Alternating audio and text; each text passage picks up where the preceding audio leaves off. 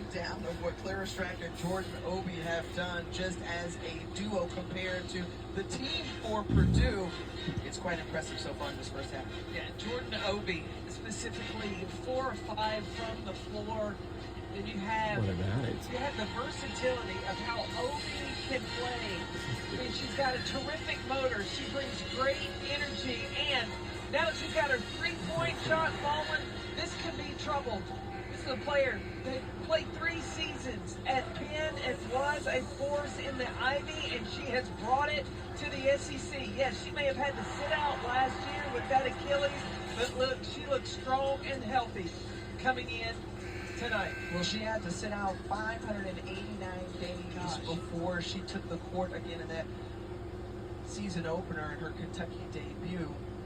She had 15 points, tied a career high 15 points as well, but she also comes in as the oldest, or one of the oldest on the team, and she said she had to adjust to that because she had not been familiar with being in that position, but certainly she is playing beyond her years so far tonight. Let me make a comparison for you.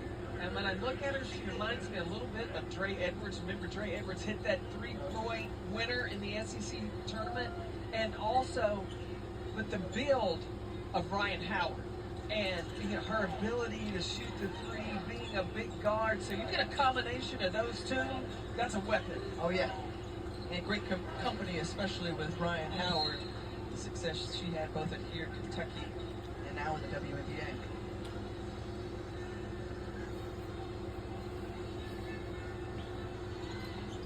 So still within striking distance for Purdue, but how do you not let this lead balloon before going into the end? Well, the biggest thing is, like, you got to finish in the paint, but then Purdue's got to string together back-to-back stops and then go convert on the other end. Kendra Purrier, who has had the most success, too strong there. And Asia Boone looking up the floor. Amelia Hassan for 3. Just off. See, now the ball's got to move, not just on the dribble, but boom, boom. Make the defense, make Kentucky have to shift side to side. That was deflected and last touched by Kentucky, so it's going to be Purdue basketball with 17 seconds left by the basket. They're going to take it out. Well, and Purdue's got to survey the situation. If you're going off the dribble, you got to know the rotation is going to be there. Now, where's the kick out? Drive in and spray the ball out for open looks. Karsh back to Kiki Smith. Smith going against the 6'4" Tiani Key, stays tall. And good job there of defending without fouling. As Asia Boone launches it from long range. In the midst of a couple of black jerseys, Clara Strack is fouled, going for the rebound. But Kentucky did exactly what I was talking about. When they came in transition, the ball popped. Boom, boom. Like 0.5 seconds. When you catch it, know what you're going to do with it before the defense can recover. Kenny Brooks looking on as the system has been effective any and everywhere that he's gone, from his alma mater, James Madison, to his time at Virginia Tech, and now here at Kentucky. And the first 2 points for Josie Gilvin, the senior out of Louisville. She came over from Western Kentucky, part of those newcomers for this Kentucky squad. See the spacing. When 2 guard 1, space out.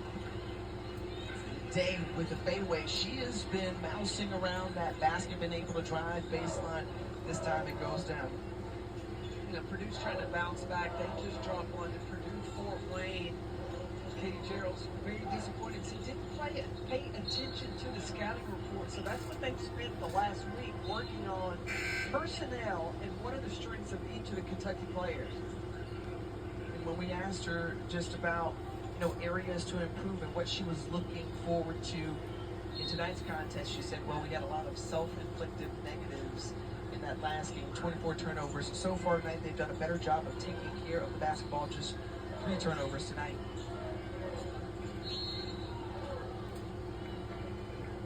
It's Key on the drive, and Boilermaker hits the floor hard. That's number 11, McKenna Layden. That's the sister of Madison Layden. Both on the court at the same time, 11 in black and 33 in black.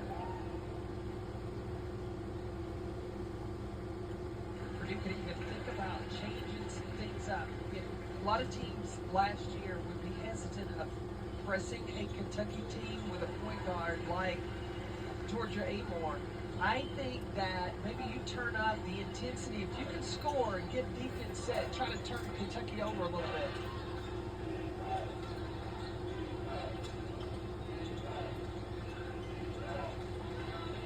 Harsh over to Layton Zay. Madison picks up the dribble. See how Kentucky just switches. Just so much length.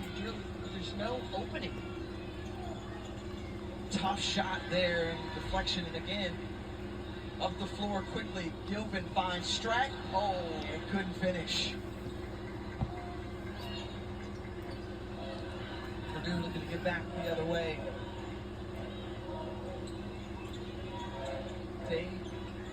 Boilermaker scores with 6 points. I think a theme we're going to have all season long is blocked by Kentucky. They already have 5 blocks in this game already. Again, best in the nation. They're halfway to their average on the season here in this first half. Deflection there, 1.9 seconds left on the shot clock for Purdue. Again, the length of the defense for Kentucky, as you mentioned, just very active hands. Karsh, number 8. Look for her. Used her as a screener. Instead, it's Day, and Day bounces it off the backboard and caroms it in. And she's got 8 points right as the shot clock expired. Well, that's great. A little trickery there. Use your shooter as a screener. Get something going to the basket. Strack shows, loses the basketball. Gilvin comes up with it. Pass it. Where'd it go? Count it with the threes. Good. We are just taking a larger lead. You have to always keep your eye on. She had a game high 20 points against USC Upstate. Just very skilled. It's just solid all-around game, too. And she can drive it, but she also has a great nose for the basketball, getting on the glass, rebounding. Cutting through, and Day once again. His shot is good. In the double figures. Layton, it is good by Boilermakers. Create opportunities for the Boilermakers. They got to keep the floor spread.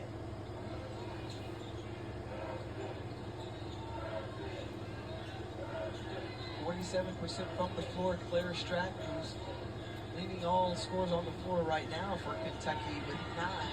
She's asking for it again. That fadeaway. Shot is good. All night long. You pick a baseline or pick a spot on the floor. Clara Strack's got it. No good. And that will do it for the first half. Clinic here in this first half. 11 points to go along with 7 rebounds and a couple of blocks in the process. Off of 1 foot, fading away. She said, I got it. Kentucky up at the half. All right, thank you all. We'll get it back your way in a bit as we welcome you into the SEC Halftime Report. And Big Blue dominating in that first half, shooting 48%, but even at 46% from 3 as they hold their largest lead of the game. And Clara Strack, you heard, 11 points and 7 rebounds as they look to get to 6-0, and they're off and running in their quest to do that. As we welcome you into the studio, Matt Stinchcomb, Fozzie Whitaker, we're here all night, folks. We're here all night. Got SEC Now. See you guys in the second half.